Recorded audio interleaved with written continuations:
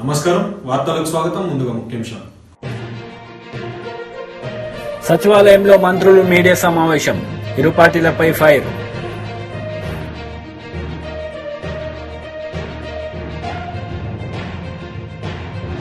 రా కదలిరా భారీ బహిరంగ సభలో చంద్రబాబు నాయుడు, సీఎం జగన్ పై ఫైర్.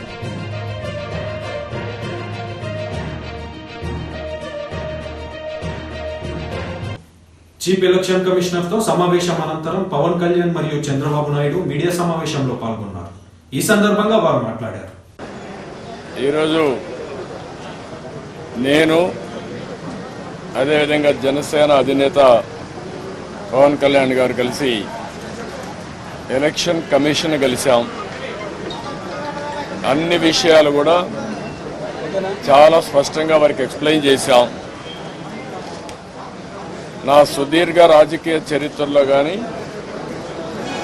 పవన్ కళ్యాణ్ గారు కూడా రాజకీయాల్లోకి రావడమే కాకుండా రాజకీయాలను వాచ్ చేస్తూ ఉండడం కానీ ఇవన్నీ చూసిన తర్వాత ఎప్పుడూ జరగనటువంటి అరాచకాలు జరుగుతున్నాయి.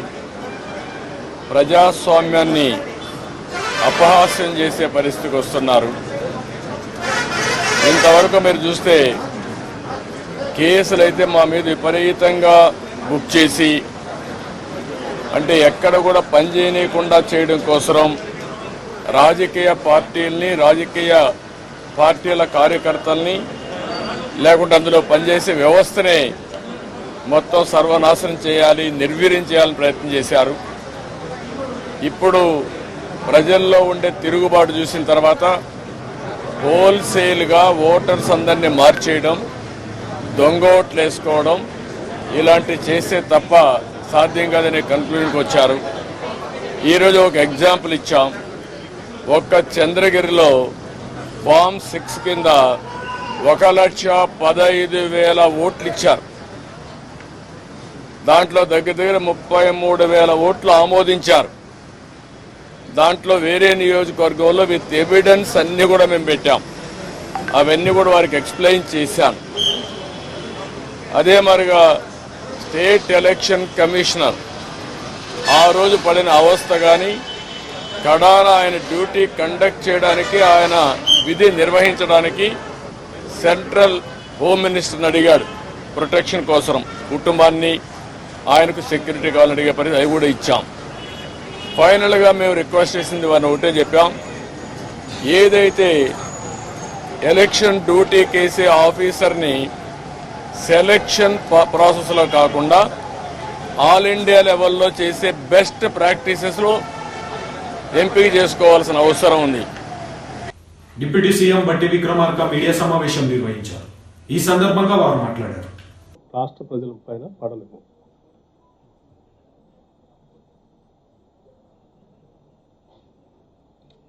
ఈ రాష్ట్రంలో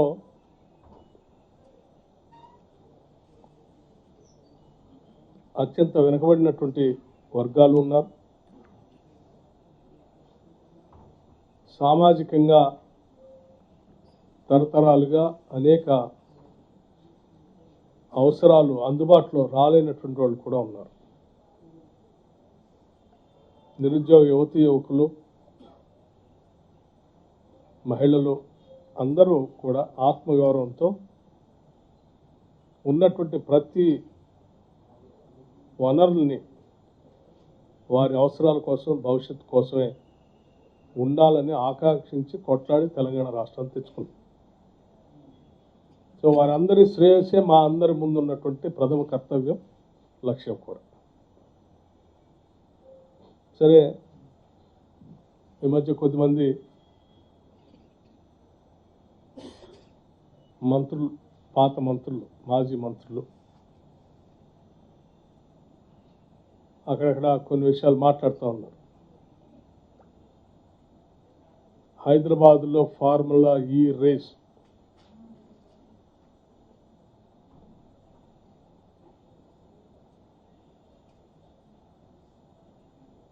హైదరాబాద్ నగరానికి, రాష్ట్రానికి చాలా నష్టం జరిగింది.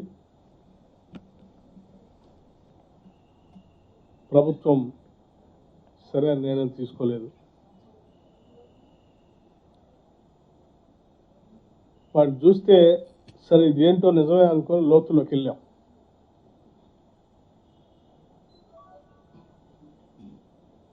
Formula E race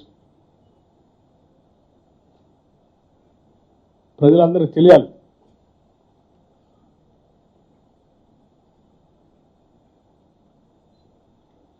tri-party agreement ఎవరెవరికి?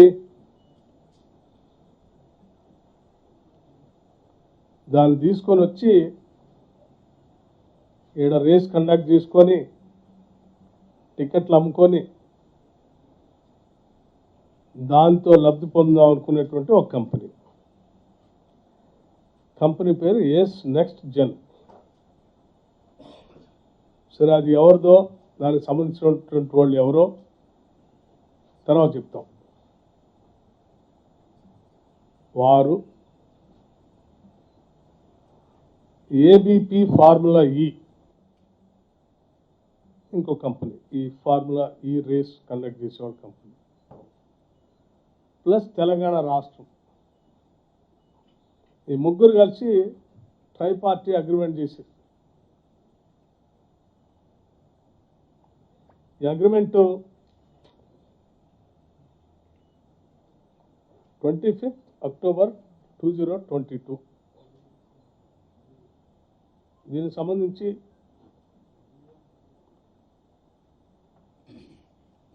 మరి రాష్ట్రానికి ఏదైనా ట్రైపార్టీ అగ్రిమెంట్ చేసుకుంటే, ఏదైనా ఈవెంట్ కండక్ట్ చేస్తే ఆ ముగ్గురు వాటాదారులు అన్నట్టు అవుతుంది. ముగ్గురు వాటాదారుల్లో మరి ప్రధానంగా హోస్ట్ చేసే నగరానికి రాష్ట్రానికి కొంత మేలు జరగాలి, వాటా రావాలి. ఈ అగ్రిమెంట్లో ఏంటంటే టికెట్లు అమ్ముకునేదేమో ఎస్ నెక్స్ట్ జెన్ కంపెనీ, వాళ్ళు టికెట్లు అమ్ముకుంటారంటే ఇది కండక్ట్ చేసి, ఇంకో ఆయన ఫార్ములా ఈ రేస్ వాళ్ళు వచ్చి వాళ్ళు రేస్ నడుపుకుంటారు. మరి రాష్ట్రానికి వచ్చేది అంటే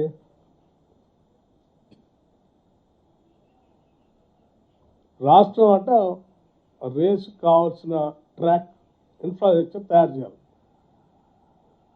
తయారు చేస్తే రాష్ట్రం హోస్టు ఇన్ఫ్రాస్ట్రక్చర్ తయారు చేసిస్తే రాష్ట్రానికి ఏంటి ఆదాయం అంటే ఏం లేదు దాంట్లో.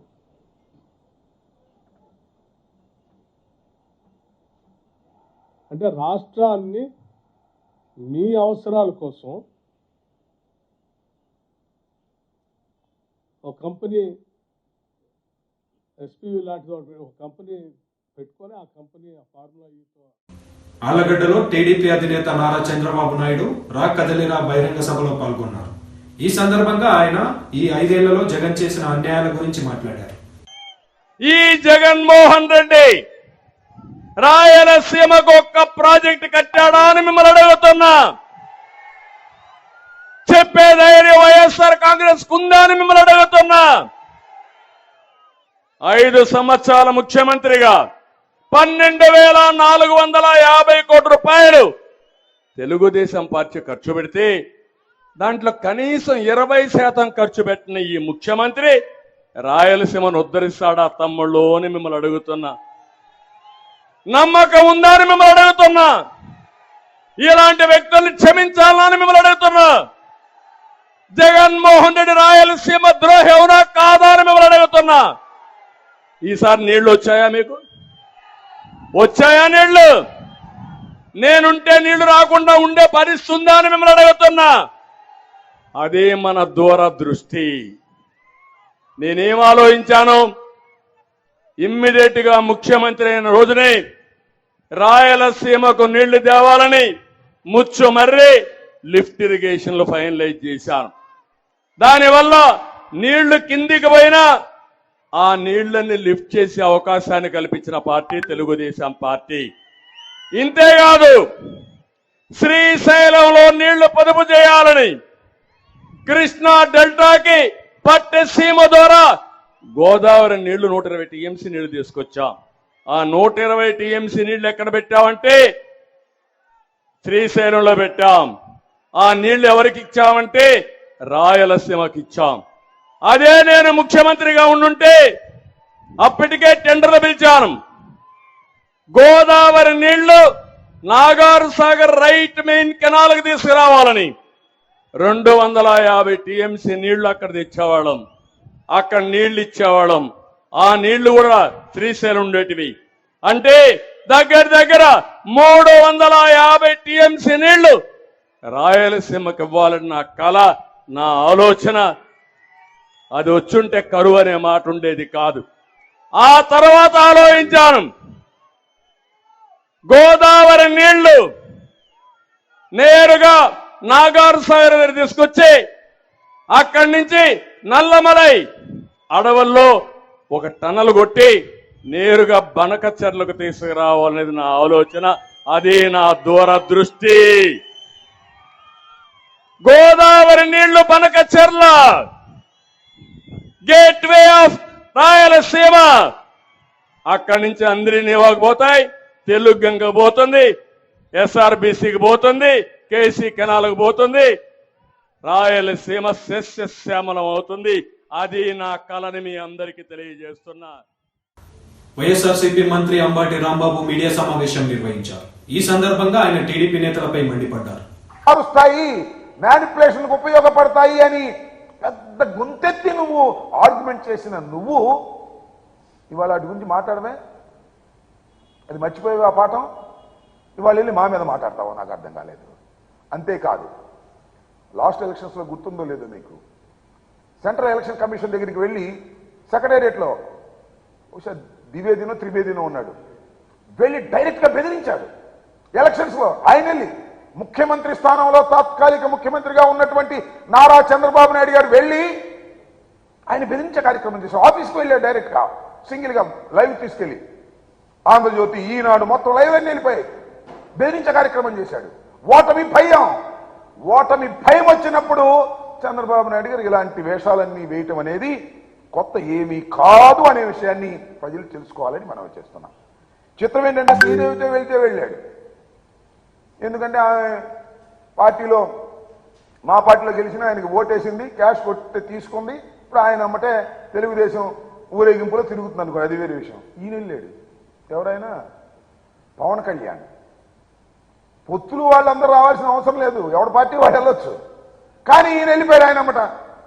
నాకు అర్థం కాల, బహుశా గుర్తింపు లేని రాజకీయ పార్టీ కదా ఏది పవన్ కళ్యాణ్ గారి జనసేనకు, దానికి గుర్తింపు లేదు, దానికి ఇంటర్వ్యూ దొరకదు. అందువల్ల చంద్రబాబు నాయుడు గారు చెంచగా వెళ్ళాడు. నేను అడుగుతా ఉన్నా, పవన్ కళ్యాణ్ గారు ఎందుకయ్యా మళ్ళీ నీ గ్లాసు గుర్తు, ఆ సైకిల్తోనే పోటీ చేయలేదు, ఎందుకు వచ్చిన కూడా ఇదంతా విలీనం చేసాయి, కొట్టాయి దెబ్బ ఏమైంది, కొద్ది క్యాష్ కొద్దిగా ఎక్కువ అడుగు సరిపోద్ది, ఏముంది దానిలో, మేము విలీనం చేస్తామండి, సైకిల్ గుర్తు మీద మేము పోటీ చేస్తాం, కాస్త కొద్దిగా ఇంకొద్దిగా ప్యాకేజీ పెంచండి అని అడుగు. ఆయన కూడా రెడీగా ఉన్నాడు, పాపం సొమ్ము సంపాదించినంత రెడీగా ఉన్నాడు. అవి కూడా నీకు ఇచ్చేసి ఏకంగా దీనిలో తీసుకువెళ్ళేటటువంటి కార్యక్రమం చేస్తాడు, గుర్తుపెట్టుకోమని కూడా ఈ సందర్భంగా మనం ఇచ్చేస్తున్నాం. చంద్రబాబు నాయుడు గారు చాలా దుర్మార్గమైన రాజకీయాలు చేయటంలో నిష్ణాతుడు. చెప్పిన మాట చెప్పుకోకుండా మోసం చేసే కార్యక్రమాలు చేస్తున్నాడు. విచ్చలవిడిగా దానికి తోడు తానా తందానా అనే పత్రికలు బయలుదేరాయి. అవి చూస్తే ఒకవేళ నిజంగా ఎప్పుడన్నా నేను కొన్ని పత్రికలు చదువుతుంటా, పైన హెడ్డింగ్లు ఎవరు చూడమాక, నాకు చూస్తే ఎట్లా ఉంటుందంటే చంద్రబాబు నాయుడు వచ్చేసి అధికారంలో కూర్చున్నట్టే ఉంటుంది. ఆ ఈనాడు ఒకటి ఆంధ్రజ్యోతి ఒకటి రాస్తుంటే అయిపోయింది వైఎస్ఆర్ కాంగ్రెస్ పార్టీ పని, తెలుగుదేశం అధికారంలోకి వచ్చేసింది. బీజేపీ దుబ్బాక మాజీ ఎమ్మెల్యే రఘునందన్ మీడియా సమావేశం నిర్వహించారు. ఈ సందర్భంగా ఆయన మాట్లాడారు. షాబాను అనేటువంటి ఒక లేడీ 1978లో తన భర్త తనకు విడాకులు ఇచ్చిండని, పిల్లలతో తన మనుగడ కష్టమైతుందని మనోవర్తీమని చెప్పి 1978 నుంచి కొట్లాడితే 1985లో ఈ రోజు సుప్రీంకోర్టు చీఫ్ జస్టిస్ గా ఉన్నటువంటి చంద్రచూడ్ గారి తండ్రి, ఈ రోజు సుప్రీంకోర్టులో చీఫ్ జస్టిస్ గా ఉంది డివై చంద్రచూడ్ గారు, సుప్రీంకోర్టు చీఫ్ జస్టిస్.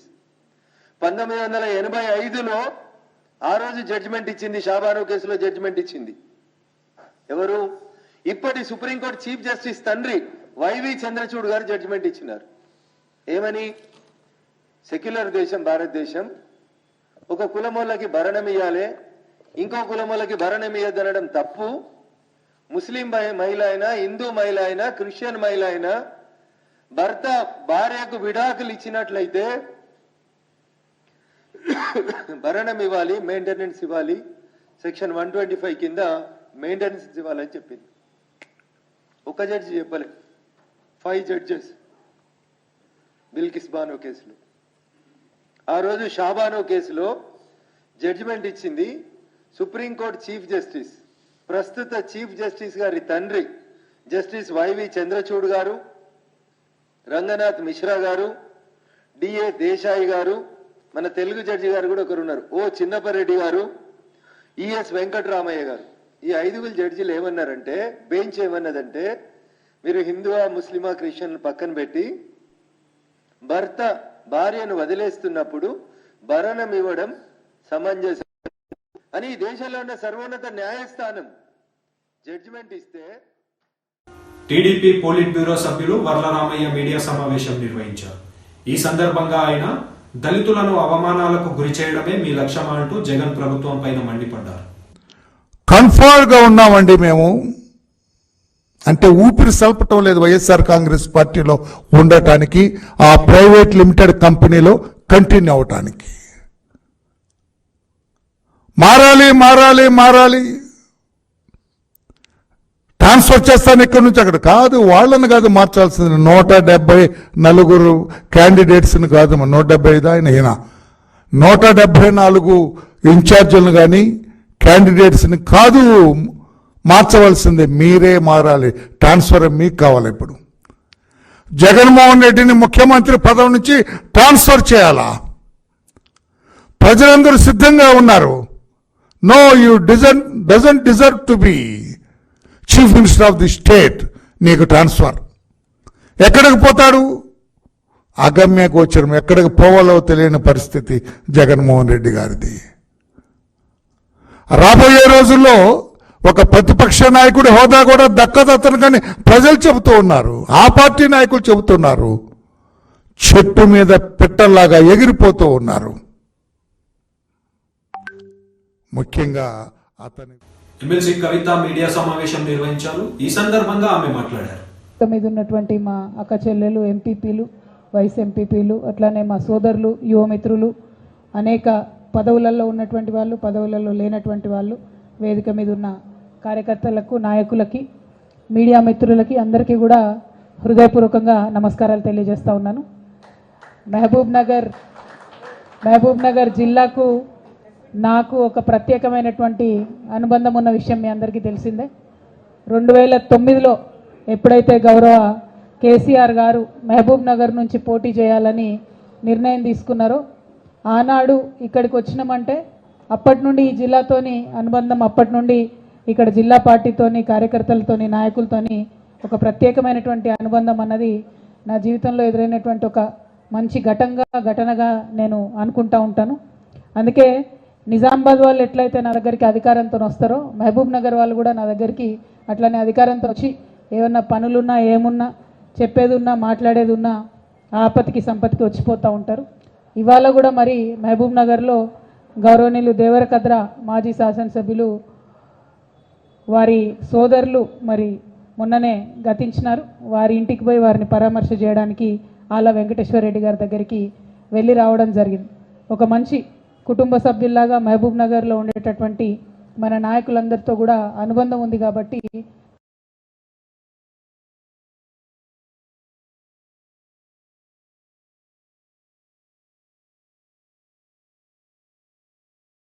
దాన్ని సాధించారనేటటువంటి ఒక గర్వం మాత్రం, ఆ క్రెడిట్ మాత్రం ఎప్పటికీ కూడా మహబూబ్ నగర్ జిల్లా ప్రజలకు 50 మంది తెలంగాణ ప్రజలు కూడా రుణపడి ఉంటారని చెప్పి మళ్ళీ ఒకసారి మీకు ఈ సందర్భంగా గుర్తు చేస్తూ ఉన్నాను. కాబట్టి కేసీఆర్ గారి హృదయంలో ఒక ప్రత్యేకమైన స్థానం. మనం తెలంగాణ ఉద్యమంలో బాధపడేటోళ్ళం. పల్లెన పల్లేరు మొలిసే తెలంగాణలోన, మన పాలమూరులోన అని బాధపడినటువంటి అనేక సందర్భాలు ఉన్నాయి. ఆనాడు చాలామంది మిత్రులతోని మరి మహబూబ్ నగర్లో వలసలు ఎందుకు జరుగుతున్నాయి, ఈ వలసలను ఎట్లా ఆపాలి అని చెప్పి గ్రామాన తిరిగి ఆనాడు జాగృతి కార్యకర్తలు, బీఆర్ఎస్ కార్యకర్తలు తిరిగి ఆలోచన చేసినాం. ఎన్నో మంది స్వచ్ఛంద సేవా సంస్థలతోని అన్ని ప్రాంతాల్లో కూడా తిరిగి మా ప్రయత్నాలు మేము చేసినాం.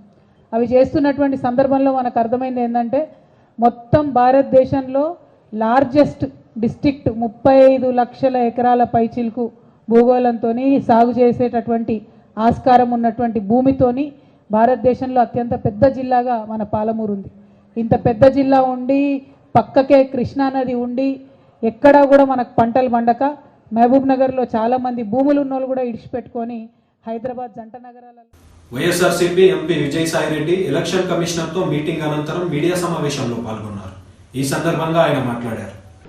ఒక రాజకీయ పార్టీకి ఒక సింబల్ కేటాయించడం జనరల్ సింబల్లో నుంచి అది చట్ట విరుద్ధం అది అన్నటువంటి విషయాన్ని కూడా మేము ఎలక్షన్ కమిషన్కి నివేదించడం జరిగింది.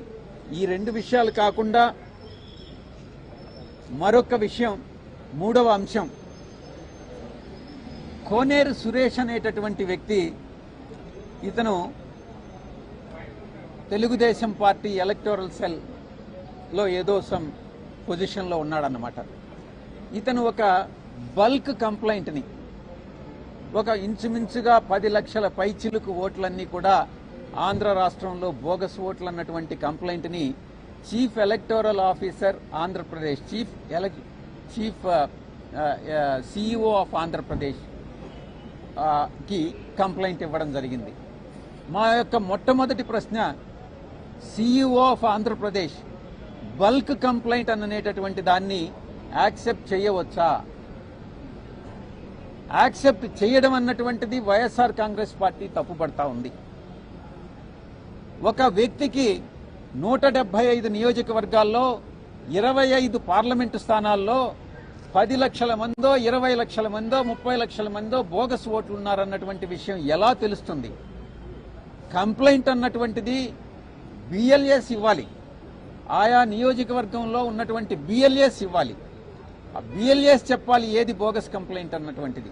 అంతేకాని ఒక వ్యక్తి, తెలుగుదేశం పార్టీకి చెందినటువంటి ఒక వ్యక్తి రాష్ట్రంలో 175 స్థానాల్లో ఎన్ని బోగస్ ఓట్స్ ఉన్నాయి అన్నటువంటిది చెప్పాడు, కంప్లైంట్ ఇచ్చాడు అని అంటే ఆ కంప్లైంట్లే బోగస్ కంప్లైంట్. కాబట్టి అతని మీద చర్యలు తీసుకోవాలి అన్నటువంటి విషయాన్ని మేము ఎలక్షన్ కమిషన్ దృష్టికి తీసుకురావడం జరిగింది.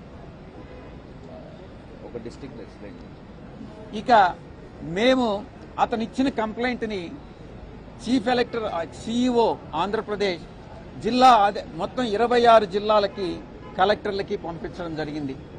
26 జిల్లాల కలెక్టర్లకి కూడా పంపించినటువంటి ఈ యొక్క కంప్లైంట్ దాన్ని ఈఆర్ఓస్,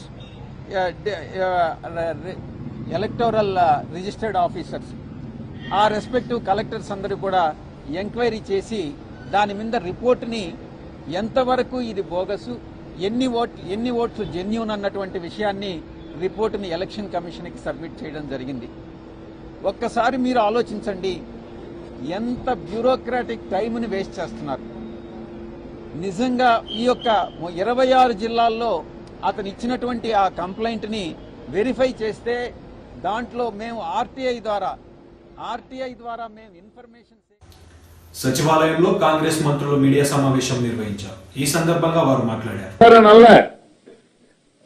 అన్ని మీటింగుల్లో ఈనాడున్న ముఖ్యమంత్రి గారు గాని, ఈనాడున్న డిప్యూటీ చీఫ్ మినిస్టర్ గారు గాని, మా నాయకులు రాహుల్ గాంధీ గారు, ఖర్గే గారు, ప్రియాంక గాంధీ గారు, సోనియా గాంధీ గారు కూడా ఏ వేదికల్లో కూడా 40 రోజులు 50 రోజుల్లో చేస్తానల్లా 100 రోజుల్లో ఈ 6 గ్యారెంటీల్ని ప్రతి ఇంటికి అర్హులైన ప్రతి ఇంటికి చేర్చే బాధ్యత చేస్తామని చెప్పాం.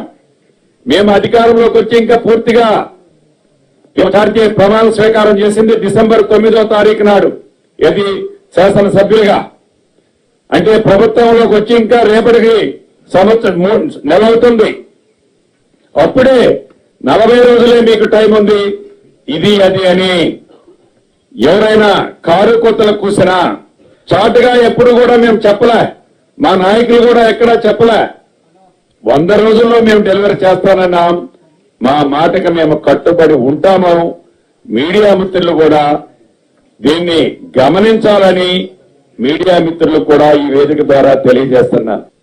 ఉన్న వాస్తవాన్ని చెప్తే ఉనికిపడ్డట్టుగా శ్వేతపత్రాల పేరు మీద మళ్ళీ తిరిగి మీరు ఒక నివేదిక వెల్లడించారు.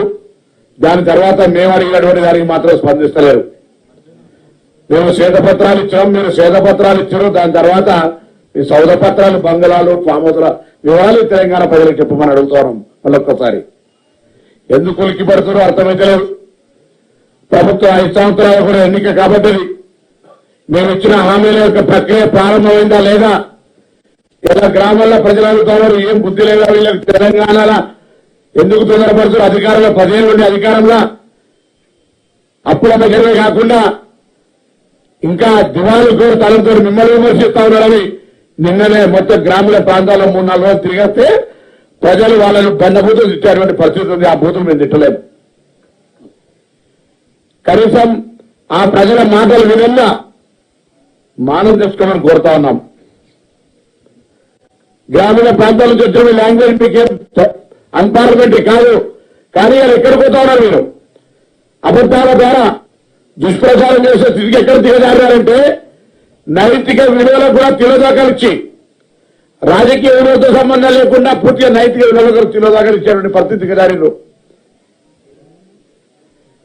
క్యాబినెట్ కంటే ముందు ఒక చిన్న ముచ్చట చెప్పి క్యాబినెట్ అన్న శ్రీనివాస్ రెడ్డి గారు అన్ని చెప్పినారు. ఇప్పటికే 30,000 మంది పైన డాటా ఎంట్రీ ఆపరేటర్లు పెట్టి 1,05,00,000 డాటాలు ఎంట్రీ చేస్తా ఉంటుంటే దాదాపు 19 లక్షల ఇతర కేటగిరీ కింద అప్లికేషన్ వచ్చిన ఎంట్రీ చేస్తా ఉంటుంటే నిన్నటికి 30 రోజుల పేరులో ఒక పత్రం రిలీజ్ చేసిన బుద్ధి లేని వాళ్ళు ఏం తొందర వస్తుంది?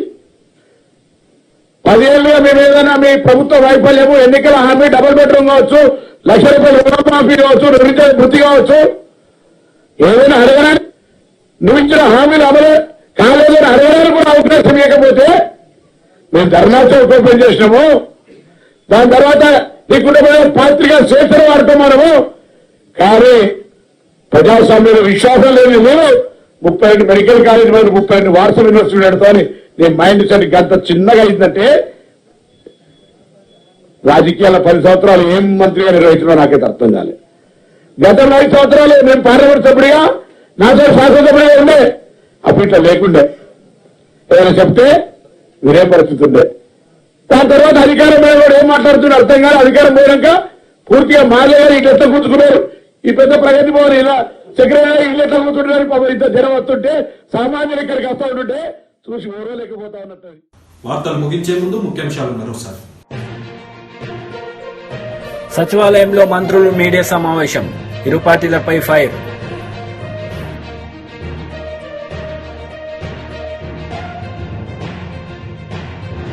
రా కదలిరా భారీ బహిరంగ సభలో చంద్రబాబు నాయుడు, సీఎం జగన్ పై ఫైర్.